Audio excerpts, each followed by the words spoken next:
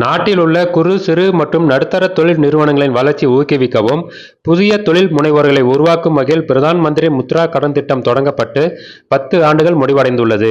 இத்திட்டத்தின் வெற்றியை கொண்டாடும் வகையில் இதுவரை வேளாண் சார்ந்த தொழில்களுக்கு முத்ரா கடன் திட்டத்தில் கடனுதவி வழங்கப்படாத நிலையில் இவ்வாண்டு முதல் வேளாண் சார்ந்த தொழிலுக்கும் முத்ரா கடன் திட்டத்தில் கடன் வழங்கப்படும் எனவும், தருண் பிளஸ் பிரிவில் 20 லட்சம் வரை எந்த ஒரு அடமானமும் இல்லாமல் கடன் வழங்கப்படும் எனவும் மத்திய அரசு அறிவித்துள்ளது. இது குறு சிறு மற்றும் நடுத்தர தொழில் முனைவோர் மற்றும் வேளாண் பெருங்குடி மக்களுக்கு மகிழ்ச்சி தரும் செய்தியாகும். முத்ரா கடன் திட்டத்தின் மூலம் அரியலூர் மாவட்டத்தில் ஆயிரக்கணக்கான தொழில் முனைவோர்கள் உருவாக்கப்பட்டு பலருக்கு வேலைவாய்ப்பையும் அளித்து வருவது இத்திட்டத்தின் வெற்றியை காட்டுகிறது. அரியலூர் மாவட்டத்தில் கடந்த 5 ஆண்டுகளில் 88,708 பயனாளிகளுக்கு 647 கோடி அளவில் முத்ரா கடன் திட்டத்தில் கடனுதவி வழங்கப்பட்டுள்ளது.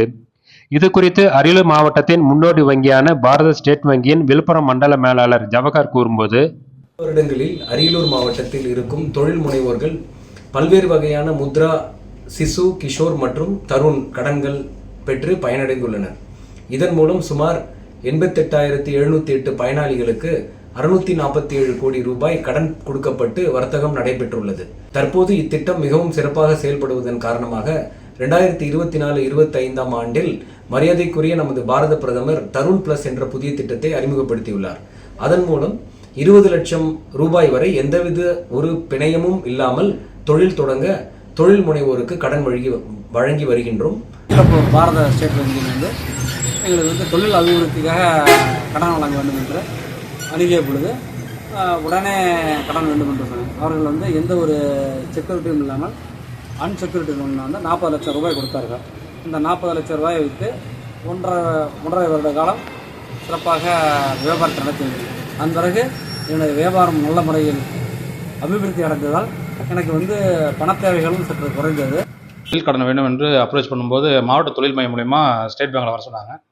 அப்போ இந்த மாவட்ட தொழில் மூலயமா சப்சிடி மூலியமாகவும் முத்ரா லோன் எனக்கு 9,50,000 கொடுத்தாங்க. அதை நான் தொழில் தொடங்க ஆரம்பித்தேன். அந்த அமௌண்ட்டை வச்சு தான் மூலதனமாக வச்சு தொழில் தொடங்க ஆரம்பித்தேன். என்கிட்ட 10 பேர் வேலை பார்த்துட்டு இருக்காங்க. நானே எனது குடும்பத்தார் சேர்ந்து தான் அந்த தொழிலெல்லாம் முன்னிட்டு செஞ்சிட்ருக்கிறோம்.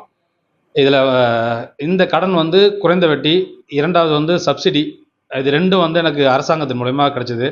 முத்ரா லோனுங்கிறது நமக்கு மிகப்பெரிய ஒரு வரப்பிரசமாக தான் இருந்துச்சு. என்ன மாதிரி தொழில் தொடங்கணும், அதுக்கு முதலீடு இல்லாமல் இருக்கும்போது இந்த கடன் மூலயமாக தான் முழுக்க 100% இந்த கடன் மூலமாக தான் தொழில் தொடங்கினேன்.